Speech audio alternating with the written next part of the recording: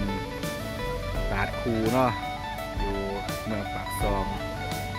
แขวงจำปาสักนี่เนาะนี่คือบรรยากาศอยู่ตาดคูนี่พาลงไปเที่ยวชมเนาะเสียงน้ำต้นตาดอยู่เนาะ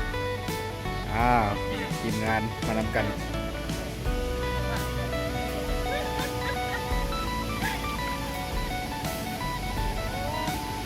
โอ้จับขวาบีขึ้นมาละจะแสบเด้อ้าวถึงแล้วเนาะตาดคู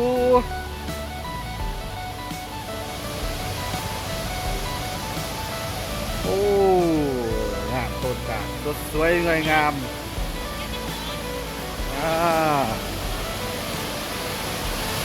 โอ้คักน้ำใสไหลเย็นบรรยากาศเนาะมีตูบมียังอีกให้นั่งดื่มด่ำกับบรรยากาศเนาะนี่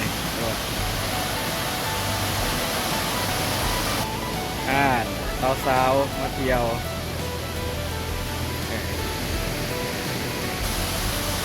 ชมบรรยากาศมุมสูง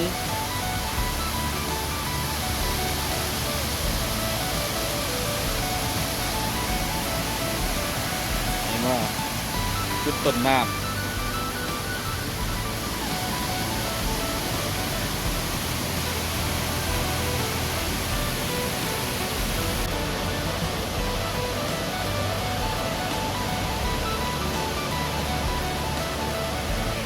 ทางข้างก็มีน้ำตกหน่อยเนาะมีจุดนั่งถ่ายรูปซิวตัดปูนี่เนาะปากซองอลเวนเนาะเพื่อนบรรยากาศทางลงเนาะ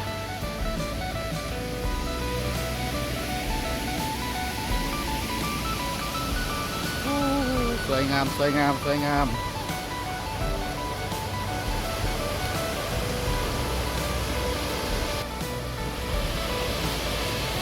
ชมกันเนาะ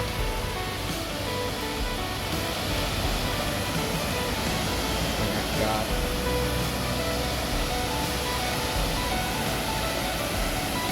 น้ำตกไหลเย็นบรรยากาศสดตีจุดดิบน้ำพร้อมเนี่ยตาดคูเนาะเดี๋ยวนึงอันนั้นก็มีอีกมุมนึงเนาะเลิศก็ตาดคู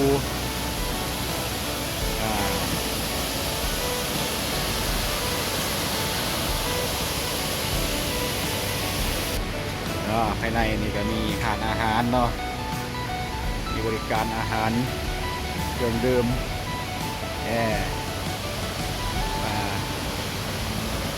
บรรยากาศสวยงามสบายดีตาดคู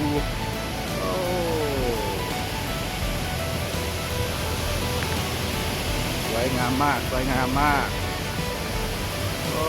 ยลมเย็นเด้อโอ้สาวถ่ายรูป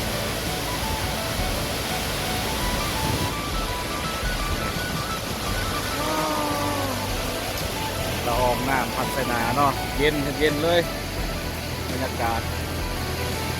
ไอ้วันมาเด้อมาเที่ยวชมตาดคูคนวิวกับงามหรือสาวกับงามดู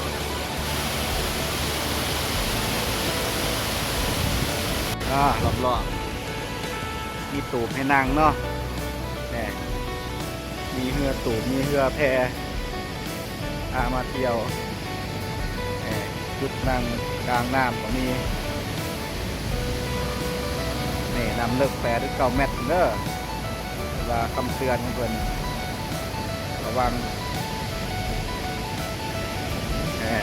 เรือแพตาดคูน้ำเลิกนะ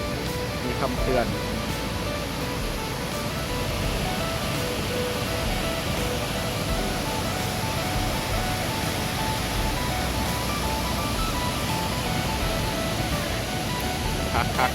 คักอยู่เนาะน้ำโซน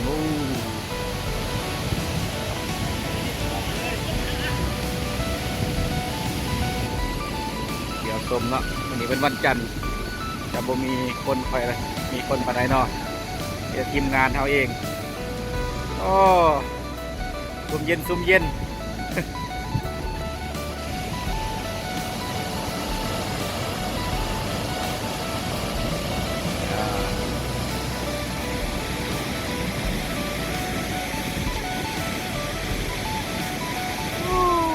เย็นเย็นคักเย็นคัก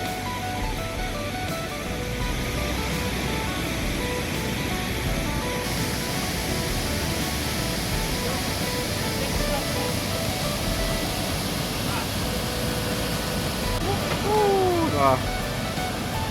ธรรมศาสตร์ใครอยากมาเที่ยวชมเด้อนี่บรรยากาศน้ำไหลเย็นบาดคู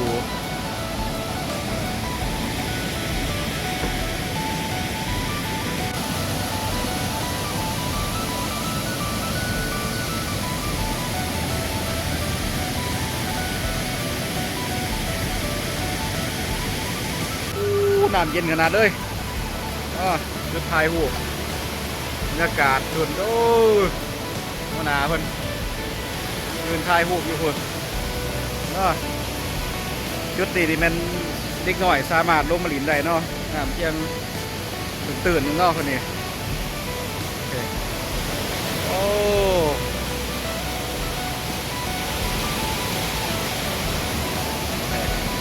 เดี๋ยวพาไปส้มไก่ๆด้วยเนาะ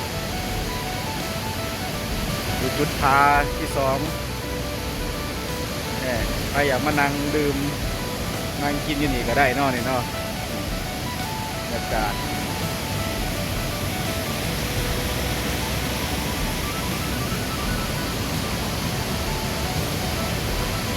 เบิ่งไก่ๆมาเบิ่งไก่ๆโอ้น้ำต้นผาน้ำไหนเนาะคำเตือนของเพิ่นเนาะน้ำลึกน้ำลงดินน้ำมันมาโอ้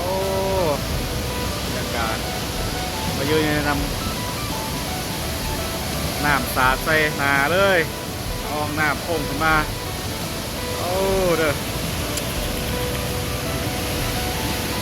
บรรยากาศสุดยอดก็ได้ตัวลงมึงมีอะไรความรู้สึกมาเที่ยวอยู่นี่ครั้งแรกวะมีน้อโอ้มาใกล้ๆมาช่วงนี้เป็นช่วงฤดูฝนเนาะเห็นมีน้ำร้ายเนี่ยโอ้สุดยอด